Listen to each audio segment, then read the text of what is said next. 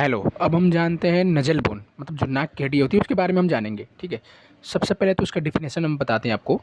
जो नाक की हड्डी होती है ये चेहरे के दो छोटी छोटी हड्डियों में काउंट की जाती है। ये जो नोज के ऊपरी हिस्से में मतलब बोन का एक फ्रेमवर्क बनाती है। जो नाक की एक फ्रेमवर्क होती है ऊपरी साइड में उसको बनाती है। ठीक है। और इस ये 9 पार्टों में डिवाइड होती है। मैं इस आपको 9 का नाम बता दे रहा हूँ जिसमें कार्टिलेज भी इंक्लूड होगा और नज़ल बोन भी इंक्लूड होगी। तो पहला तो आ गया हमारा नज़ल बोन जो कि 2 पेयर में होती है। ठीक है, लेफ्ट एंड राइट। और दूसरा आ गया सेप्टल कार्टिलेज। ठीक है। और तीसरा हमारा है लेटरल नज़ल कार्टिलेज। ओके। और चौथा हमारा ग्रेटर अल्लर कार्टिलेज जिसको लेटरल क्रस भी बोल सकते हैं हम। ठीक है। और पांचवा हमारा आ गया अल्लर फाइब्रोटे टिश्यू। ओके। और छठवां हमारा है माइनर अल्लर कार्टिलेज। 2 कार्टिलेज माइनर अल्लर 2 कार्टिलेज, एक ग्रेटर होता है और एक माइनर होता है। ओके। उसके बाद सातवां आ गया हमारा मेडियल क्रस। ओके। और आठवां आ गया फुट प्लेट। फुट प्लेट जो होता है हमारे नीचे की साइड होती है। और 9 नंबर आ गया हमारा नजल सेप्टल कार्टिलेज। ओके। उसके बाद हम आते हैं लोकेशन। लोकेशन मतलब ये होती कहाँ पे है। जो बोन हमारी नजल बोन होती है ये होती कहाँ पे है। ठीक है। सबसे पहले तो फेस के मिडिल साइड में होती है। जो हमारी फेस होती है जस्ट हमारे सॉफ्ट वाली हड्डी के ऊपर जिसको हम लोग कटलेज बोलते हैं, कटलेज के जस्ट ऊपर लेफ्ट एंड राइट 2 पार्टों में होती है। ठीक है। और ये आपस में जुड़ के एक नज़ल मतलब नज़ल बोन के लिए एक ब्रिज बनाती है। ठीक है। इसका मैं आपको बता देना चाहता हूँ कि आर्कुलेशन आर्कुलेशन मतलब ये जो नज़ल बोन हमारी होती है किन किन हड्डियों से जुड़ी होती है, मतलब किन के पास अटैचमेंट इसका होता है। ठीक है। तो सबसे पहले होता है कि हमारा फ्रंटल बोन, जो कि हम फ्रंटल बोन जो आपके पिछले वीडियो में बता चुका हूँ, फ्रंटल बोन से जुड़ी होती है। और दूसरा हमारा मैजिला जो कि बगल में होती है, जस्ट हमारे नज़ल बोन के जस्ट बगल में होती है, उससे जुड़ी होती है। ठीक है। तीसरा हमारा आ गया नज़ल बोन मध्य में मतलब मध्य में भी जो नज़ल बोन की हमारी मिडिल साइड होती है वहाँ भी जुड़ी होती है। और चौथा हमारा एथेमॉइड बोन जो कि पीछे की साइड होती है, उससे भी ये जुड़ा होता है। ठीक है। अब हम जान जान लेते हैं इसका फंक्शन। जो हमारी नज़ल बोन होती है उसकी फंक्शन क्या है, ये काम क्या करती है। ठीक है। सबसे पहले तो ये हमारी नाक को शेप और सपोर्ट बनाने में काम करती है। जो हमारी नाक की अच्छी शेप होती है उसके लिए जानी जाती है और हमारी नाक को सपोर्ट करने के लिए जानी जाती है। ठीक है। और नज़ल कार्टिलेज को अटैचमेंट भी देती है ये। ठीक है।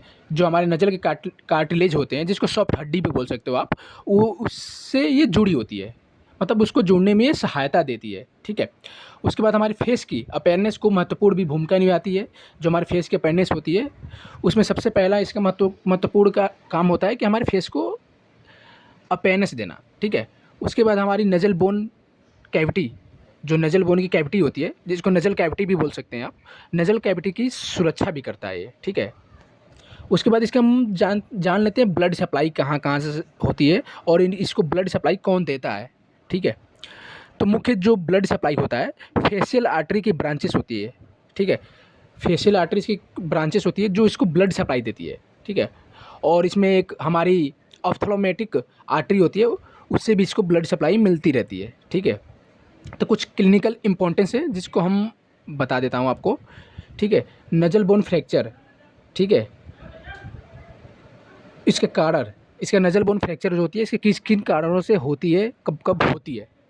तो सबसे पहले कि रोड ट्रैफिक एक्सीडेंट जिसको हम लोग शॉर्ट फॉर्म में आरटीए भी बोल सकते हैं, आरटीए, जिसको फुल फॉर्म होता है रोड ट्रैफिक एक्सीडेंट। ओके।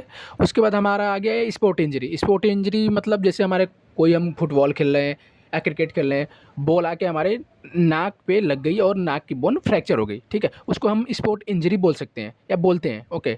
एक होता है फिजिकल ट्रॉमा, या फिजिकल वर्क करते समय या कोई काम करते समय गिर गया तो हमारे नाक पे चोट लगने की वजह से ट्रॉमा हो गया, तो ये इसमें फिजिकल ट्रॉमा भी आ सकता है। सिम्टम्स इसके कुछ होते हैं कि पहले तो नोज़ पेन होगा, हैवी नोज़ पेन होगा, स्वेलिंग हो जाएगी नाकों पे। ठीक है। हमारे नोज़ पे स्वेलिंग आ जाएंगी, ब्लीडिंग होने लगेगा नाक से। ठीक है। और नोज़ डिफॉर्मिटी भी आती है इसमें। नोज़ डिफॉर्मिटी में हमारे आती है कि ये हमारे चौथे नंबर पे आती है नोज़ डिफॉर्मिटी। ठीक है। और हमारे उसके बाद सांस लेने में दिक्कत होने लगेगी जिसको हम लोग बोल सकते हैं डिफ़िकल्टी एयरवे या फिर डिफ़िकल्ट इन ब्रीथिंग। ओके। सांस लेने में दिक्कत।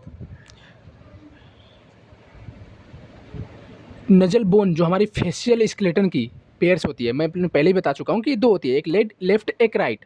ठीक है, मतलब पेयर में होती है। हमारी फेशियल बोन होती है जो टोटल 14 होती है, इसमें ये 2 बोन शामिल होता है, हमारे नज़ल बोन भी उसी में शामिल होता है जो कि पेयर में होता है, ठीक है। Okay, thank you so much for watching my video.